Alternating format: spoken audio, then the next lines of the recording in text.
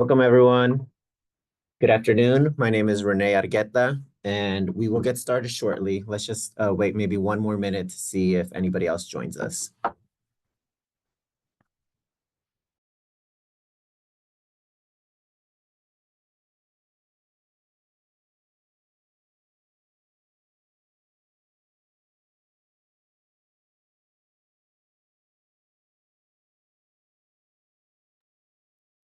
If you can hear me, can you please put it in the chat? Can't hear you.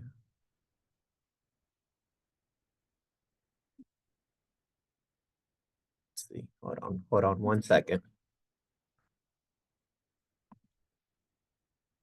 Okay, so it seems like most people can hear.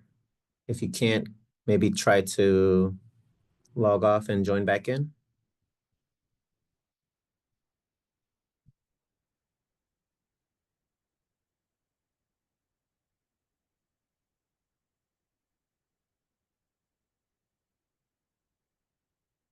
Thank you for the responses.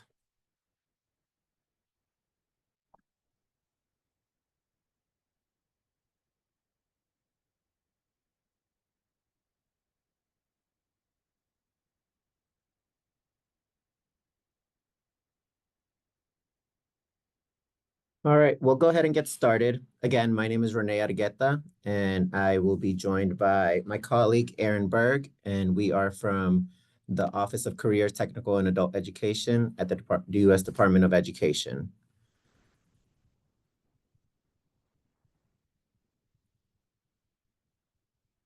Somebody said they can't hear us. Let's see.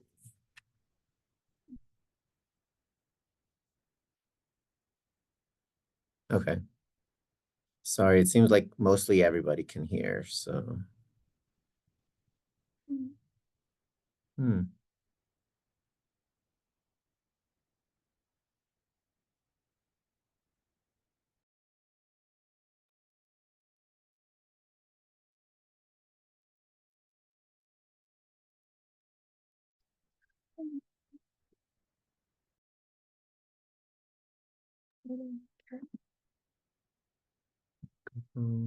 Speaker.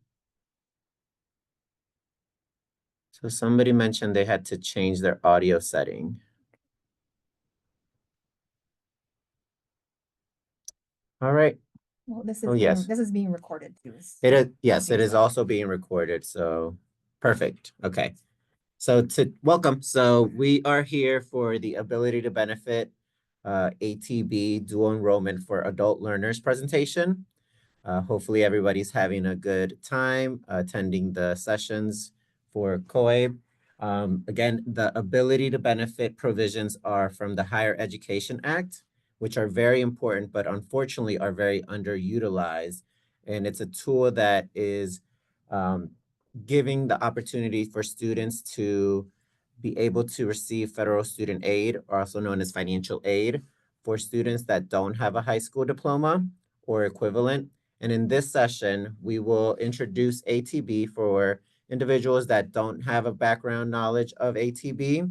And then for individuals that do know what ATB or are using ATB, we will give them some new regulations that occurred last summer, and we will give you some updates on that are related to the state process alternative and eligible career pathway program. So welcome, everyone. Again, my name is Renee Argueta, and I am here with my colleague, Aaron Berg. Everyone. And we are your community college program specialists at the Office of Career, Technical, and Adult Education, also known as OCTE, at the U.S. Department of Education. OCTE is the office in the department that coordinates adult education Title II WIOA, career and technical education, CTE through Perkins 5, as well as cross-cutting teams for community college and correctional education. We are really happy to be here with you, and unfortunately, sad that we're not there with you in person. So I'll go over the flow of what this webinar will look like today. So we will give an overview of what ATB is, and why it is important. And then we will also talk about the different changes that occurred last year to ATB regarding state process application and ECPP, also eligible career pathway programs, approval process. And then we will discuss some technical assistance opportunities that we have, and we'll finish with a question and answers from you guys. So now I'll tell you a little bit about what ATB or ability to benefit is and how it can be useful to adult educators with community college and technical institutions. So the important part of ATB is that it's giving the opportunity to students that do not have high school diplomas or an equivalency to be eligible to receive Title IV student assistance, or also known as federal student aid, if they are enrolled in an eligible career pathway programs. And this is, as we know, the easiest way to receive federal student aid is when submitting a FAFSA application. The question is asking you if you have completed your high school diploma or equivalency, and ATB is giving you the opportunity for these students to receive aid in order to continue or go back to school in order to complete their credentials, and which opens the doors to many students for post-secondary programs or for students that could benefit to change their livelihood as well.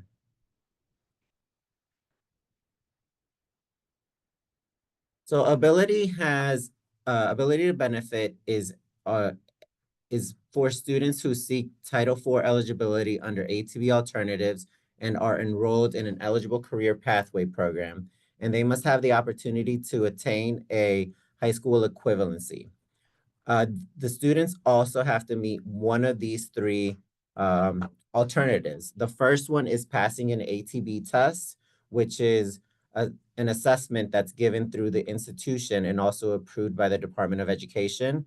And examples of that are the CELSA, the AccuPlacer, and the Texas Success Initiative Assessment. Another alternative is completing at least 6 credit hours or 225 clock hours applicable to a degree or certificate offered by a post-secondary institution. Please note that these, if students do take this option, they would have to pay for these courses out of pocket or through other funding sources. And then the last option is the last alternative is to participate in a state processes approved by the Secretary of Education. So why is ATB important? ATB, it essentially is dual enrollment for adults, where a student has the ability to earn both a high school equivalency by co-enrollment in adult education programs and a post-secondary credential. We know that many students don't pursue this because we are not aware that they're not aware of the possibilities, and because they don't know what they can afford to do this. And access to Pell is usually one of the main concerns for students when attending an institution. And having this opportunity to use ability to benefit, they can ease their financial concerns and accelerate completion. Here is a timeline of ability to benefit. Believe it or not, even though many people don't know what ATB is, it's actually been around since 1991. It was created in the early 90s by Congress. At the time, they introduced it first with students being eligible to receive financial aid if they passed an assessment exam. And then in 1992, the option for the state-defined process was introduced. And then in 1995, the state-defined process was published, the regulations were published. And it wasn't until 2008 that the completing the 6 credits or equivalent was introduced. Unfortunately, in 2012, ATB was eliminated by Congress due through the sequestration effort. and it was restored in 2015, and in no small part due to advocacy and adult educators or organizations like COABE. And then finally, it aligned with WIOA's career pathway definition and then Perkins 5. And that was in 2015 and 16. In 2020 was when the state process began to be approved, and that was with the state of Wisconsin. Uh, and then last year, there's new regulations that were introduced that made the state process of application change as along with the eligible career pathway program. And as of today, now we are investing more in this work because of these new regulations, and we are currently have the project called Dual Enrollment for Adult Learners, or DEAL, that Aaron will share more about in a little bit.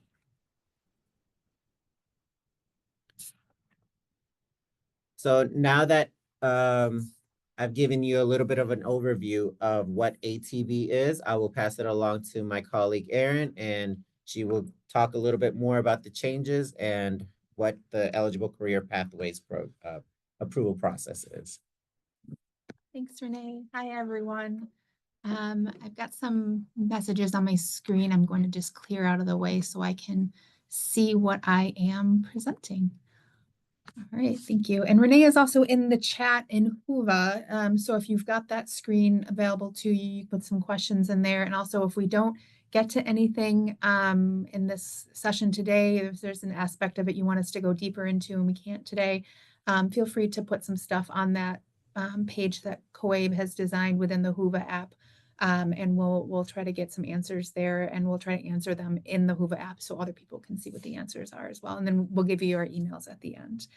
But now that we kind of know what ATB is, what law it's from the Higher Education Act, which may be a law that you're not used to working with in adult ed. You may be focusing on WIOA or EFLA, but the Higher Education Act is what does that. And it's because it's related to financial aid, but it's very relevant for you all because these are your students that could potentially be benefiting from this. And so we do want to talk a little bit about the changes, because I know a lot of people are either doing ATB or you've been trying to do it for a while, and now the department's coming at you with yet another set of rules, and it doesn't apply exclusively to adult educators. You have to work with these partners in the current technical programs and the academic programs, and then you have to make partners out of those financial aid staff. And so a lot of what I'm going to talk about here is information that you'll have to have those conversations and build those partnerships to make sure that you're fulfilling not only the needs of your students by designing high quality programs, but also following the financial aid regulations, which are really going to be really important for those financial aid staff.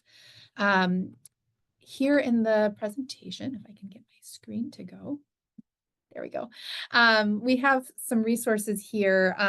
In the rest of the slides, everything's being drawn from these documents. We're not trying to reinvent too much of this because we know that it is really important when you're doing financial aid to stick to the regulations and make sure that you're following the law. So these are the documents that we are going to be referencing, or I'll be referencing, and I'll just explain them really quickly here. These are the green resource at the top is a Dear Colleague letter. So like you may get Dear Colleague letters from the Title II office here at ED, our team on the EFLA, or from the Department of Labor. We have Dear Colleague letters that come from federal student aid. And that's what this one is. It's the most recent one. It's the number on it is Gen 2408. And that basically summarizes where ATB is right now. What is ATB? And the new regulations that had just came out, because we had negotiated rulemaking 21-22, and those regulations went into effect July 1st, 2024. So over a half a year ago. And so we're still working with colleges to adapt to the new regulations in there. The purple resource on the bottom left is the list of approved ATB tests. So if you are working with partners and you want to use the test as the way that you're making students eligible for ATB, or you already are, those are the tests like HiSET and AccuPlacer, things like that. It also includes the cut scores that they have to obtain in order to be determined to be have the ability to benefit from this program through that method. And if they somehow the test isn't an option for them because they're not great test takers, which is common in the population of students that you're serving. There may be some test anxiety, or the test fees or licenses may not be maintained at the institution. You could still do the 6 credits if you can find the funding for that, or if you're in one of those lucky states that have had a state process approved, you could still do that. But just if you're doing the state process, the ATB test alternative, that's the list there in the purple. The orange on the upper right is another resource from Federal Student Aid. It's an official guidance document called an electronic announcement. It's a more in-depth sort of guide to how the financial aid staff at a college will submit a career pathway program to the department for approval to use the ATB. And so again, this is a really specific document that your financial aid staff partners will understand how to use. Some of the language and the systems that they reference in there may not be on your radar at all. But trust me, when you're having these conversations, being able to bring that document to your financial aid partners will be really helpful, because then they'll understand how do they become approved to do ATB, because going forward you will have to be, and when they do it and the system that they use to do that. And it also will walk you through the documents that you'll have to provide, and I'll also do that briefly here in a few minutes. The bottom right corner, the career pathways checklist, this is a regulatory guidance. This is completely optional document that you don't have to use in the process of doing ATB, but it's just been really helpful for a lot of adult education staff, the academic department staff, to just make sure, is our program a career pathway per the definition? And you may already know that because it's receiving money for other programs. You may be in a state that has done a lot of this for you, and all of these particular career clusters have career pathways in them. It really looks different depending on where you are. And if you want to just, you want to work in your welding program and make that ability to benefit eligible, you could go and see if you have all the documentation that we're about to explain. It's a little bit of a simple checklist, but very optional. I'm going to change gears from ATB as a whole, the new regulations, all of that, and go very in depth into what we're requiring for the state process application. Now, if you're at a college or working with one college very specifically, this may seem a bit abstract to you, but if you are at a state office, or you're really partnering and want to work with a bunch of colleges and have this be an option that you can do at a number of schools in your state, and sort of take that burden of how do I pay for the test? How do I get them through the test? How do I keep the licenses for the test? How do I find all the money for 6 credits or 225 clock hours? If you really want to get that more bang for your buck type of process started, these are some things that you'll need to know to have these conversations as well. And one thing that might actually be helpful that we probably should have asked before now, if you put your name and your institution in the chat, then we'll have a record of who's here, and that might help me with some of the questions later on to know, am I talking to teachers? Am I talking to people at state offices? That sort of thing. But the state process application is something that an agency at the state that has some sort of oversight for institutions of higher education. And in most cases, that ends up being something that your state may look like a board for community and technical colleges, or maybe a subset of a Department of Education, or maybe a subset of the Department of Labor. Just someone who has the ability to coordinate and provide oversight for a group of institutions of higher education in your state. And so most of the states so far that have had that process approved have had that sort of technical college board or community college board, or the chancellor for community colleges in a state, something like that. And so that entity submits that to the department, but they need your help. They need input from their stakeholders. They need people at the colleges in their state to get on board. And so they would probably be looking for you all to help develop that. It sends into the department. We review it here through an internal process. And then if everything is provided according to the regulations, we say, congratulations, the college is on your list. And I'll tell you a little bit more about the list, are approved to bring students into career pathway programs via ATB and give them access to Pell and other financial aid. And it can really help those students and help you, shore up your enrollment and create really powerful cohorts, and get those students through those programs successfully. So previously, though, the regulations on the state process, the reason why we have new ones is that they were pretty convoluted.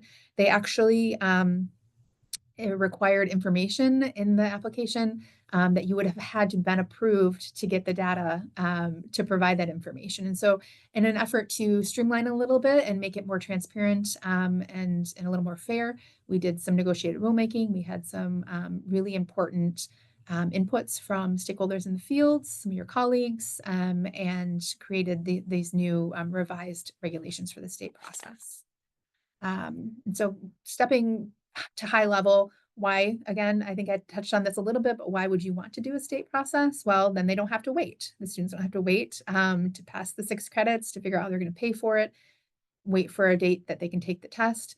If you know that they have the ability to benefit because you've interviewed them, they've had a referral from an employer, they've had a referral from a workforce board or a job center, some sort of process for intake that you've determined to be holistic and help you find the students that could be successful in the programs that you intend to offer, the career pathway programs.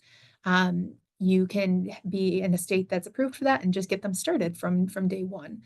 The state process is great to have one because even if you've got one, the colleges can still use the 6 credits. They can still use the test. It doesn't turn those options off. So it just gives you another menu item for, creating programs that are really student-centric and getting them in the way that makes the most sense.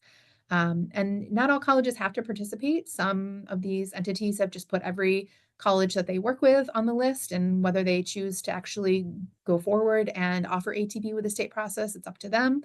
They can also decide to keep it to a more limited group. If there's some colleges that have really successful outcomes and they want to start with those colleges, the state process kind of gives that flexibility to that state entity to design, a program that works for them. So they don't have to commit all the institutions when applying.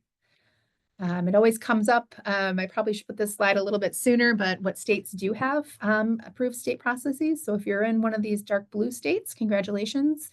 You should be going to whatever entity in your state, if you're at a community technical college in particular, and seeing, how do I participate with ability to benefit and get that aid access for my students that are enrolling at an institution of higher education. So that is something that's important. It's not financially that you could use at an actual like adult high school or a K through 12 system. They do have to, the financial aid pays for is related to their enrollment in those post-secondary credentials. But if you're in Wisconsin and you've got a Wisconsin Technical College that you work with, this could get them, Pell Grants that could pay for their tuition or could give them some living expenses while they're co-enrolled with you and at the institution.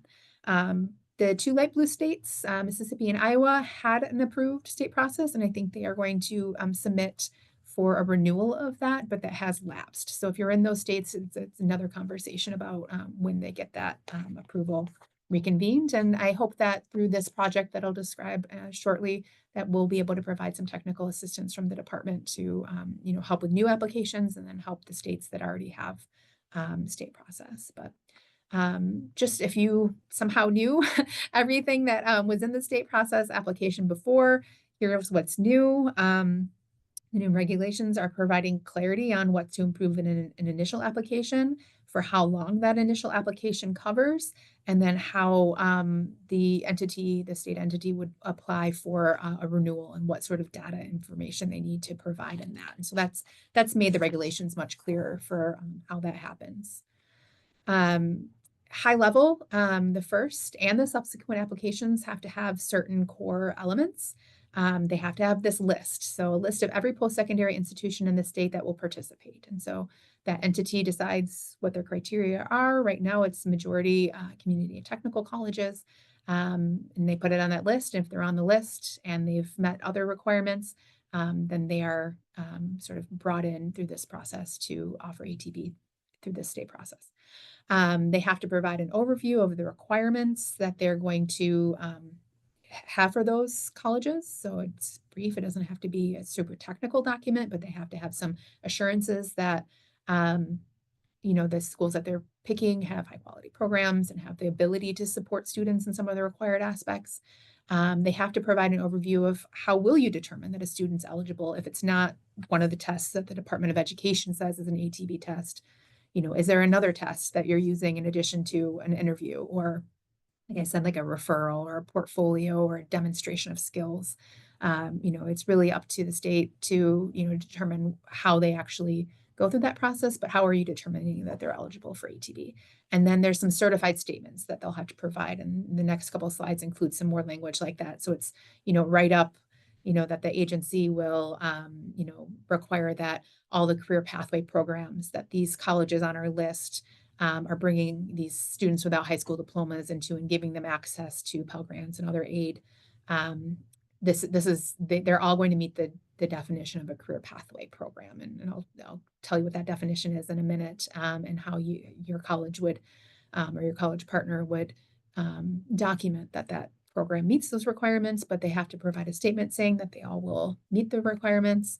And then in the initial application, and then just for clarity, we used to require that the state entity had to put data in their initial application that says all of the career pathway programs that we're putting ATB students in at all of these colleges, the success of those students, and success is either transferring out, continuing on, or completing.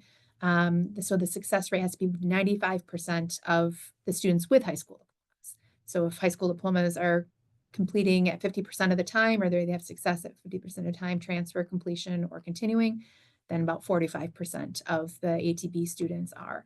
But the thing is if you're not approved to do the state process, then you're probably not going to have data on the students that are being brought into ATB via a state process. And so now, as sort of a guardrail to ensure that the colleges are prepared to support these students, the state entity would have to provide the statement that 33% or fewer of the students withdrew in the previous award year. They have to have a statement that each of these schools for the initial 2-year approval process will not do state process for more than 25 students or 1% of enrollment, whichever is greater.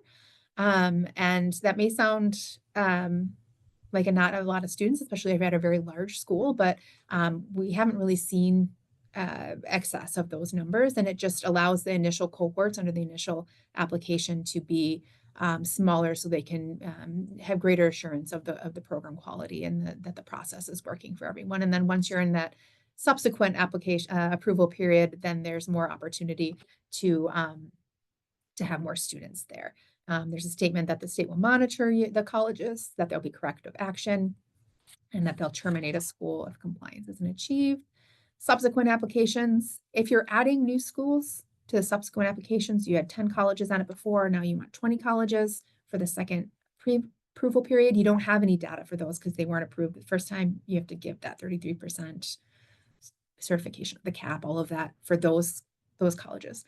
For the ones that have had the 2-year initial period, you theoretically have some data on them, and so you would have to provide that success rate that I mentioned before, which used to be 95%, and now it is 85%.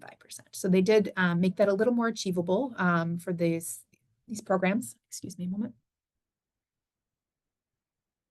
And the success rate calculation, I actually have it mapped out on the next few slides because it's useful when I'm talking to financial aid staff, but I'm not going to make you do any math today. That also let you save that for some of your math related sessions that I'm sure you're going to be taking this weekend. But they also have to collect some data on the economic circumstances of the students, and that has to go on the subsequent applications. If you have in the back of your pocket some of the success rates of some of your ATB students from some of your other the test or 6 credits options, you might be able to see, like, would we be meeting the 85%? You can get your population of students with high school diplomas, population of students without, and a given career pathway. So we're comparing within the same program. Do the additions and the divisions, and ultimately you'll end up with a success rate for students without high school diplomas, a success rate for students with the high school diplomas. And that includes GED completers. So in the financial aid space, we have ATB students that don't have high school diplomas, have gone through those alternatives and they're enrolling in these career pathways. And then you have what we call a regular student, not to shy on those ATB students, but those are students with high school diplomas or the recognized equivalent, so a GED or a high set or some a state diploma, something like that. And then you just divide those to get the overall success rate. So moving on past the math portion test, we'll go into the ECPP approval process. So we're going to change gears here. We covered the state process. Now that's very specific. That's how you become a state that has the state process. Changing gears to pretending like if you're not already at a community or technical college or another institution that wants to use ATB, whether it's the 6 credits, whether it is the test, or you're in the state process state, since July 1st, and with a revised deadline of January 1st for the next time your college or university engages in an EAP process. I'll talk a little bit more what an EAP is.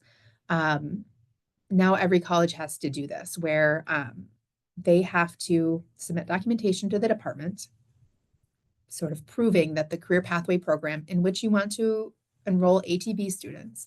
So just, I'll talk about it on another slide. I think I go into this a little more in depth, but when I'm talking about career pathway programs from now on, I'm talking about career pathway programs for ATB. So if you're doing career pathways for a broader effort, if you're doing it for IETs, if you're doing it for, other WIOA programs, SNAP E&T, if you're doing, whatever you might be doing for just your state processes, state work. I'm really just talking about career pathway programs that you want to use ATB with. You have to send those programs, just one of them, and then you have to certify that everyone else that you're going to do ATB with meets the same documentation standards. It has to be sent to the Department of Education, to our federal student aid office. And that goes through a system that we call the electronic application, or EAP. And if you've never heard of that before, that's totally fine. Your financial aid staff know what that is and they control it. They're not going to give you access to do any of this. They're going to be doing all that for you. But this section of the presentation is so that you know what it is, you know what the documentation is going to be required, because you're probably going to be on the team that's providing at least some of that. And then they can submit it and hopefully be approved for ATB. Excuse me again, the pollen here in DC is out of control, and my poor throat can't keep up. And while this may seem like extra work, this is new. We've always required the college to get the documentation together, whether that sat in a binder or a SharePoint or something somewhere. It was always required that to do ATB, you had to prove that your career pathway met the definition that's in WIOA and also in Perkins 5. Now you do have to send it to the department. It seems like a little more work, but your financial aid staff actually probably want that. They want the department to say, yes, this is approved. This is an eligible career pathway program. And so when you're looking at all this, don't think that it's something new that we're requiring to get all this documentation together. It's really actually giving you more information on what that documentation should contain and then how to send it to the department for approval. And so going at high level, what is a career pathway? And so this is defined in statute. It was originally written in WIOA around 2015, 2016. And then the Perkins 5, when that was reauthorized, and it actually adopted this exact same definition. And then now, because ATP is using it, and ATP is through the Higher Education Act, this definition of career pathways in 3 different federal laws, exactly the same, these same 7 elements. And then now, if you've worked in this space for a while, you've probably seen it before. And now, through these new regulations for ATB, we give you some additional information on sort of how you would document that your program meets these. And again, it's just for ATB. You're not going to have to be sending these documents to other agencies at this time. But the key to ATB, of this definition, and all of it is key. You have to meet all of the elements. But I just want to point out that related to ATB and these sort of what we call dual enrollment for adult learners deal is the name of our project. I'll tell you more in a minute. I keep promising it, and I eventually will. But it's a distinct model of a program. But I just want to point out that for these, I really like to focus on D, which is where we are talking about how you're building a program that is offering like the adult education, concurrently and in the same context of the workforce preparation activities. And then it's specific for an occupation or an occupational cluster. I also want to point out that in E, it's talking about how you're organizing these services to meet the needs of an individual. And then it's in a manner that accelerates their advancement to the extent practicable. So without ATB, without things like IETs and IBEST programs, some of the ways that you can do a good ATB program where these are sort of integrated and contextualized. If you have to wait and take all the classes and pass a GED or a high set or meet some other sort of requirement for adult diploma, and then only then are you allowed to access those post-secondary classes. That's really slow. We know that some of these students can take quite a while. Some of them go through really quickly. Some of them can take quite a while. And ATB really does accelerate that because it lets you pursue both at the same time, or at least gain, you can still do that at the same time. You don't have to have financial aid for it, but it does give you that aid in order to enable you to do that. And then I also like to point out for the F, and the question that comes up a lot is, do they have to get their high school diploma or the equivalent as part of this before they get their post-secondary? And the answer is no. It just has to be, they have to be enabled to attain that diploma. At the same time, they're working to attain at least one post-secondary credential. And so those are just the high level of the definition here. I mentioned this before. I have a whole slide just talking about it, just as a double reminder. A career pathway program is the thing I just told you there, the definition there. So it's in the it is aligned with the skill needs of the industry, the economy, the state, all of the things there. An eligible career pathway program is a term that we will use in ATB. And that's what I mean is you've got your career pathway program. You want to put these adult students into them while you're supporting them through their adult education. You submit to the department your documentation, and then it becomes the ECPP, which is the term that we'll use throughout the rest of this. An ECPP is an ATB specific approved eligible career pathway program. All the regulations are linked right there for you. So what's new is again, this is a whole new process. You have to be able to document it. The documentation has to be provided. And then this is sort of a timeline. So if you're at a college and you're already doing ATB and you had ATB with career pathway programs before July 1st, 2024, at the point that you do the next EAP, and so your financial aid office will know when this is, they do it at different, there's different triggers. If something changes and they have to request approval from the department to change a leadership or a program or add a program, then they have to redo their EAP. And so they at that time would be asked, are you doing ATB? And they would say yes, and then they would be asked to provide this documentation whenever they do their next update of the EAP. If you've never done ATB before with a career pathway, it's just that the next time you do a recertification or after January 1st of 2025, so we're living in that time period now, just at the point that you want to start doing that, you have to do it in advance of that and then be approved in order to actually start using aid for those students. So that's sort of the timeline there. This is a really handy couple of slides that you'll use to have conversations with your financial aid staff, unless there's financial aid staff in the room or the virtual room. The little yellow box is a screenshot of some of the EAP documentation, and they're not worded very well. And so the electronic announcement and the Dear Colleague letter that's linked there, on the previous slide, I also provided that. This information is drawn directly from them, what I'm about to tell you, but I just want to explain it out loud, is that when you are talking with them, you're going to say, when you do your EAP, it's going to ask you, do you use an ability to benefit test for students that don't have a high school diploma or its recognized equivalent? They should answer yes if you plan to do ATB at all. If you plan to use the test, if you plan to have a 6 credit, 225 clock hour program, or if you're in an active approved state with a state process. Any kind of ATB, you answer yes for question 1. The way that it was worded is just the way that it was worded. Because when you answer yes to that, it will ask you, do you admit and enroll students to an eligible career pathway program? Again, that's in the context of ATB. And so if you want to do ATB from the 6 credits or in a state process or the test, you answer yes, and then you would answer yes to question number 2 because you can only put ATB students in eligible career pathway programs. There's some legacy from previous iterations of ATB before we had the career pathway requirement. So before 2012, if a student enrolled through ATB before 2012, they may not have to enroll in a career pathway program, but as we get further and further away from 2012, those students ending up at your campus or in your programs might be fewer and fewer. And so right now, every student in ATB, we're just going to assume should be in an eligible career pathway program. And so if you're going to use career pathways for ATB, then you answer yes. Now, if you're not doing ATB, you're answering no because you're not doing ATB, or your financial aid officer is going to answer no.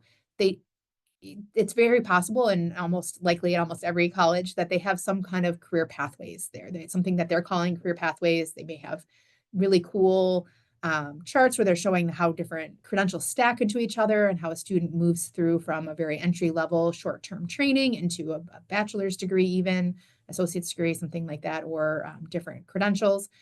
If you're not planning to put ATB students in there, you don't have to answer yes, because what it's going to ask you to do when you do yes and yes is to provide that documentation. And if you're not trying to do ATB, you don't have to provide the documentation. So again, it should say, do you plan to admit and enroll ATB students in an eligible career pathway program? So that's how you should answer question 2. I think that the wording on this slide on the left side basically says what I just told you there. So if you want to do ATB, answer yes to both of them, and that will give you the opportunity to send the documentation. Okay, I keep talking about this documentation. What is it and how burdensome is it going to be to get it all together? It shouldn't be too burdensome. A lot of these things we've put in there and tried to give some examples.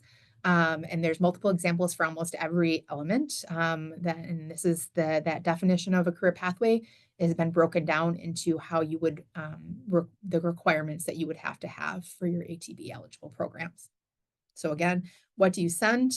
I'm not going to read these verbatim. These are all pulled in really great government speak from the DCL, but I don't necessarily want to paraphrase all of them because ultimately you should be turning to the actual guidance document. But just for example, how are you showing that the education and literacy activities that these students that are being brought in by ATB, so they have to be co-enrolled in an adult in education and literacy services. What are they doing that counts as that? And so you could talk about how it meets A or H of the definition of adult education, and that's linking you over to Title II. And you and your partners can write up to 2 pages, a narrative of how those activities are those things. Or if you've got your hands on a funded application from a WIO Title II competition, just link to that. That will show that you're doing these activities there. We also have some things here about the workforce preparation activities. How are you working on critical thinking and digital literacy? So it gives you some opportunities of some examples. For these elements on this slide, you have several options to document how your program is meeting labor market needs. So you've got some government reports, federal, local, labor market data coming from different systems, a certified report. Somehow you're showing that, yes, we need welders. Yes, we need medical assistants or CNAs or LPNs or IT specialists, things that you're potentially putting these ATB students into. And then also, how are you engaging with employers, which is another requirement through the career pathway definition. Here on this slide, this part, and this is all in a big table in that document.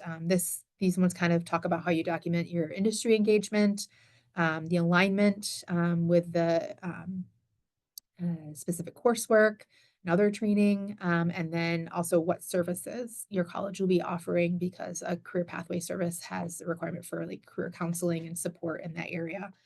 And so you'll be able to, write a narrative there, 2 pages or less, of how your college will be providing that through an ATB program.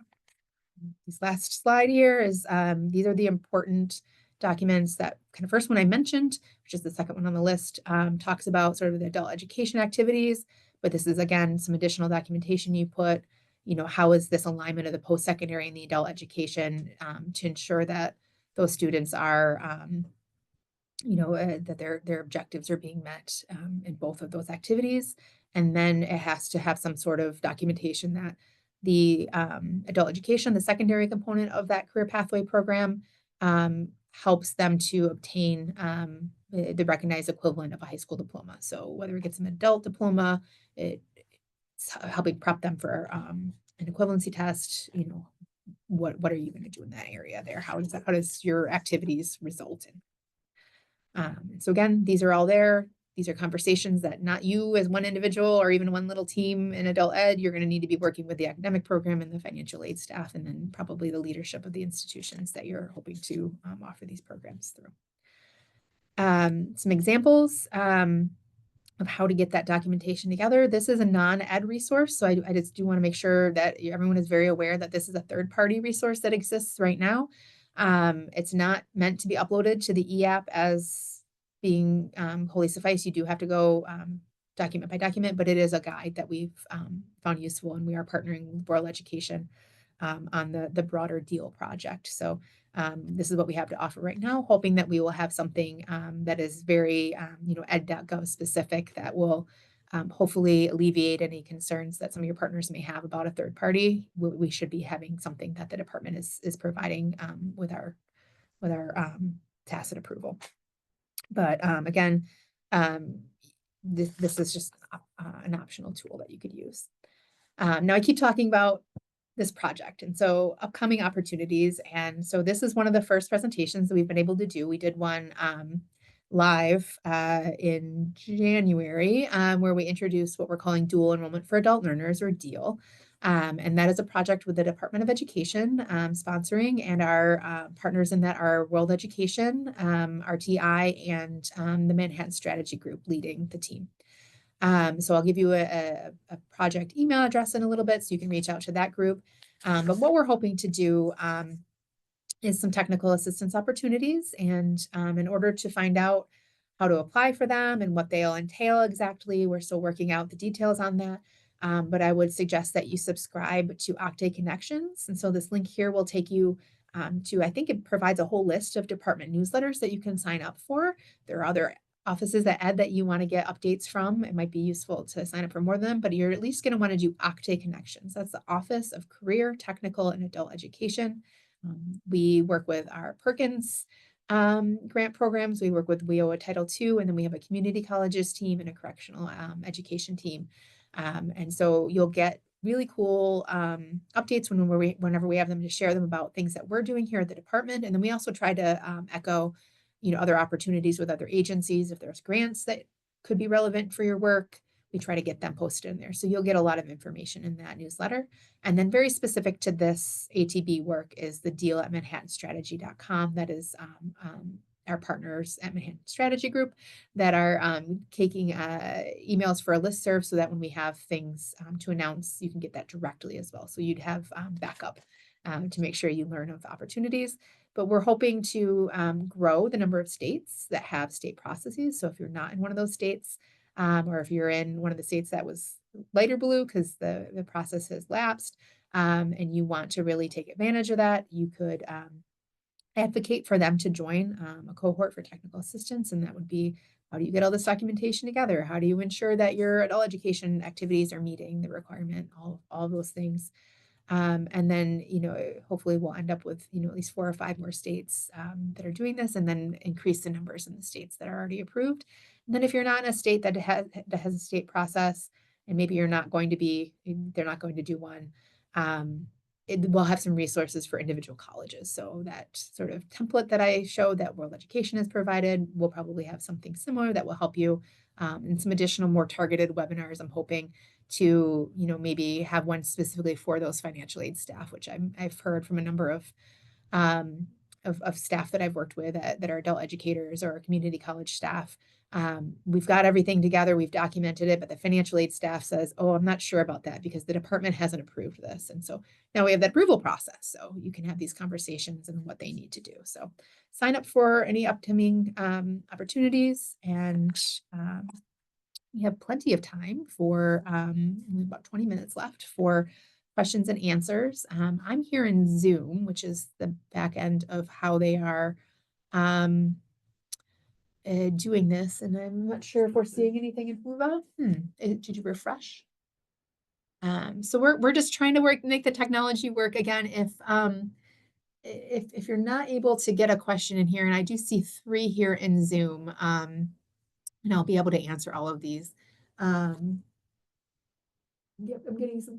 Okay, we are getting some chat in that. So I'll answer the ones that are here in the Zoom. We're on 2 different laptops, trying to make this work. But I'll answer the ones here in the Zoom, and then I'll peek over at what Renee's picking out for me over in the Whova. But please do just keep using the Whova page. I hope I'm pronouncing that right. And I'll check back in that tomorrow as well and make sure if there's anything that you came to your mind tonight or something like that as well. So the first question I just have Maria here who's saying hello. Thank you, Maria. I'm glad you were able to join us. I have a question from Mitchell Hook. Are students able to receive aid through ATB through an approved test or completion of 6 credits if our state doesn't do this? So yes, if you're in Florida is not an approved state right now, but I know a number of colleges in Florida use ability to benefit. And so the benefit of having the state process is you don't have to do those things. You can find another way that I was mentioning, but the test and 6 credit is independent of what state you're in.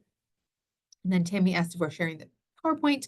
They are uploaded to the Whova page by PDF, but I'm also happy to get an email. My email should be on the next screen.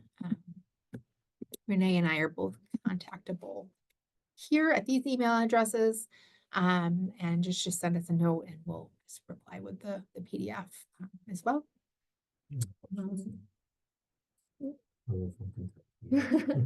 Just some highs, it looks like. Some people introduce themselves there, and then Shirley Doan, one of our wonderful partners at World Education, is there as well. So if you have any other questions, please go ahead and see what your options are. I don't know what the interface looks like. Oh, I do see some chat here. That's great. Tara said that, I've got a lot of chat here. Did you see that? Oh, wow. Okay. Forgive us, you guys. We are, lots of can't hear yous, unfortunately. I hope we were able to. Here's a question here. Does the student's Pell eligibility clock, so Summer Morgan asked, does the student's Pell eligibility clock start if they receive aid before receiving their high school equivalency? And I think, Summer, what you're getting at is that, a student, to be able to get the Pell, do they have to have the high school equivalency? No, that's the whole point of ATB, is the Pell eligibility clock starts when you enroll them in post-secondary credit bearing or the 225 clock hours, as long as it's an eligible program at the institution that can receive Title IV aid. That's another eligibility question that's just too technical for today. But, if they are kind of join, I use welding a lot. Hopefully I'm not biased against other programs, but you got a student, they've shown up and they want to take the welding program. They don't have their high school equivalency, and they are able to take all of their welding classes and get that first level 1 certificate or whatever. They can get Pell for those credits. So if they're enrolled in a full-time program, they can get a full Pell award if they're eligible with their income and assets through the FAFSA. So they don't have to get the high school equivalency. It does, another question that I was kind of reading into this, but I don't think is actually a question, but it does, a student only has so much Pell eligibility for lifetime though. So this ATB does start the clock on, or start racking up the amount of Pell that they can receive lifetime. And so if they're spending a lot of time in short-term programs, short-term that are also still Title IV eligible, it may cause them to run out of Pell eligibility before they get to a bachelor's degree, if that ends up being where their journey takes them. But for most students, they're probably going to end up with an associate's or less. So at least to start with, and then maybe they won't be Pell eligible anymore because they'll be in a career, and maybe they go back and are still able to get. But once they have the high school equivalency, though, they do become what's called a regular student, and that allows them to just go into any program. So they're not bound to an eligible career pathway program that's been submitted to the department, either by documentation or being on a list. And so that's how that works there.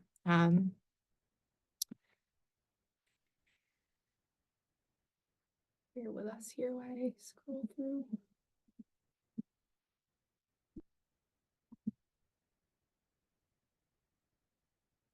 Couple more copies of this copy of the slides. I see Nikitna Barnes saying hi. Nikitna is a good resource for everybody doing ATB. I see a couple other things. Public math is hard, David.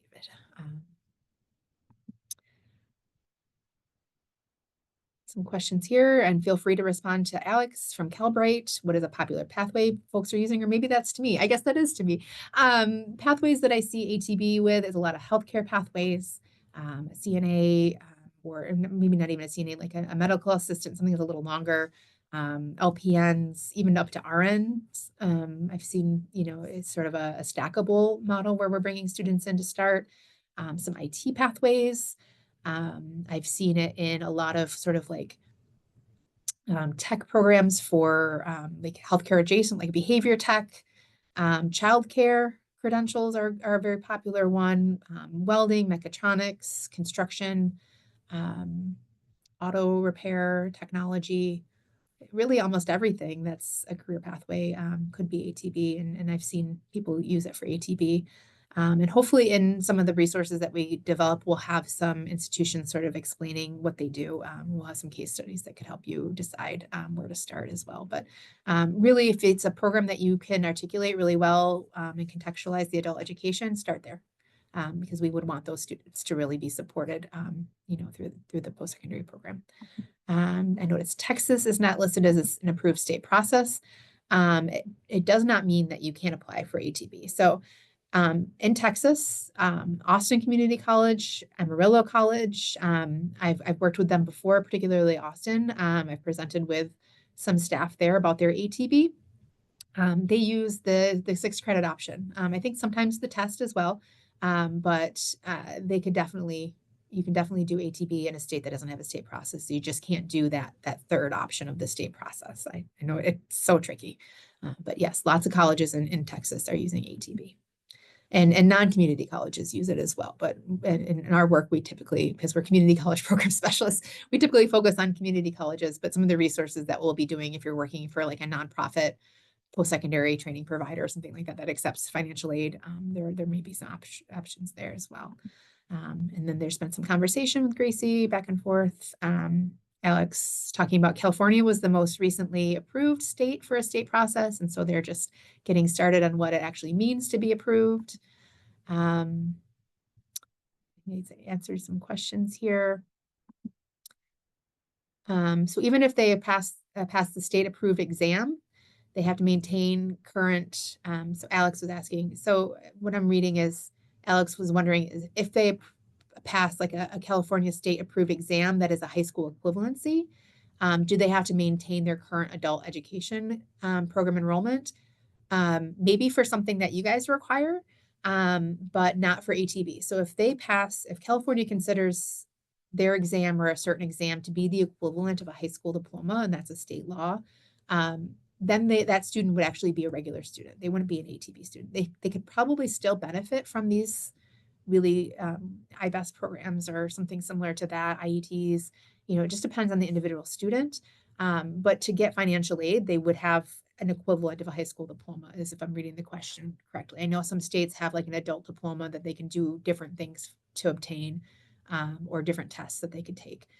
If they have what in the state is recognized as a high school diploma, then they're not even an ATB student.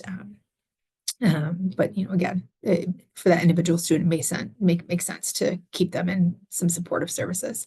In regards to the pathway, is it okay to incorporate ESL in a career pathway? Yes, but just with the caveat always that the Title IV federal student aid that these students through ATB are becoming eligible for, the Pell Grants or in rare cases, hopefully loans or some of the campus-based aids or work study, it only covers the post-secondary credits. And so if they're in an ESL program, if they're in the adult education components, it won't pay for any of those.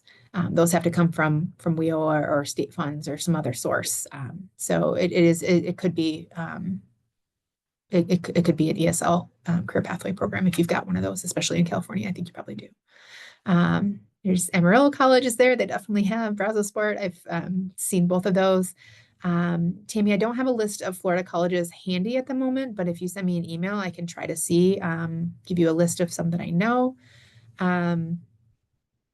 Alex asked again, what happens if a student receiving Pell funds at the college but stops attending the GED prep or the adult high school diploma program? So that is something that you'd have to be monitoring for. If they have to be enabled and they have to be co-enrolled. In a given semester, they don't have to be participating. There's a technical question in one of the Dear Colleague letters that if you have that very specific scenario for a student, reach out to, have the financial aid staff reach out to whoever they can contact at this moment in time, or have them reach out to us and we'll try to facilitate an answer.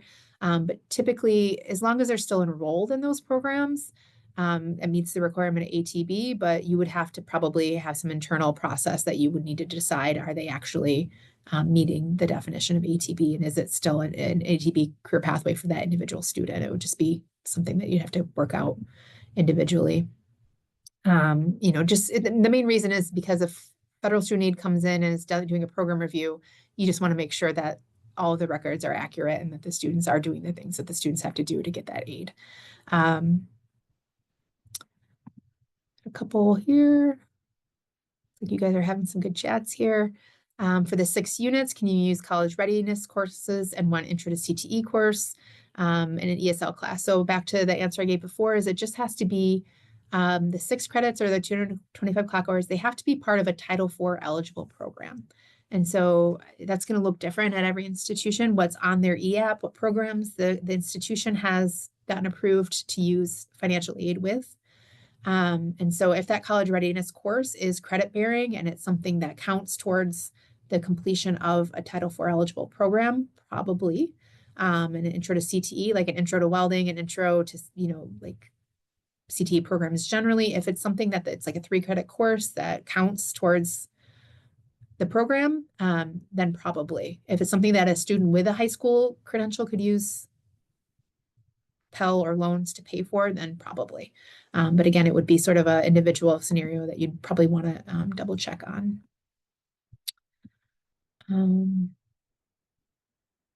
So the credit hour eligible programs, if it's not, yes, okay. So if it's a clock hour, then yes, it could. And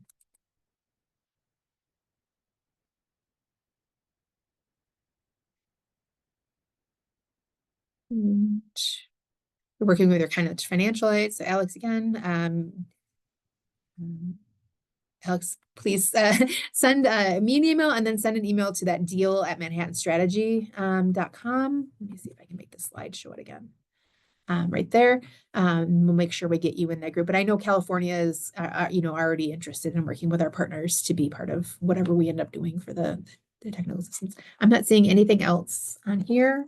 Nothing here. Okay, everyone. And I think we're actually coming up on time as well. So we'll get Renee back on here. So Renee and I are your support here at the department, and we really want to see ATB take off. One of the things that we found out during the negotiated rulemaking is that ATB was actually going down the number of students since it was restored after all the the messing about it ended and came back and it had career pathways. So we want to reverse that trend. We want to see more adults being able to be put on a pathway to economic mobility and be successful there. Renee is letting me know that we did have one more question that popped in, if you're still hanging with us, about the proportion of ATB students that end up attaining an HSE and what portion stop working. I don't have that data. I wish I did. I think it's, a good number of them do become regular students in the course of, they just get started at ATB, but there's definitely some that finish. They get their post-secondary credential and they run, they go get a job and then maybe they come back a few years later and their employer's paying for it. I mean, that's sort of like the ideal situation that we have there. Or they're coming back in through other means. But yeah, I think it will really vary based on the state and the institution, I'm sure, but both things are possible. So thank you, everybody, and we'll be in touch. Thank you, everyone. Bye. And thank you to COAB for having us.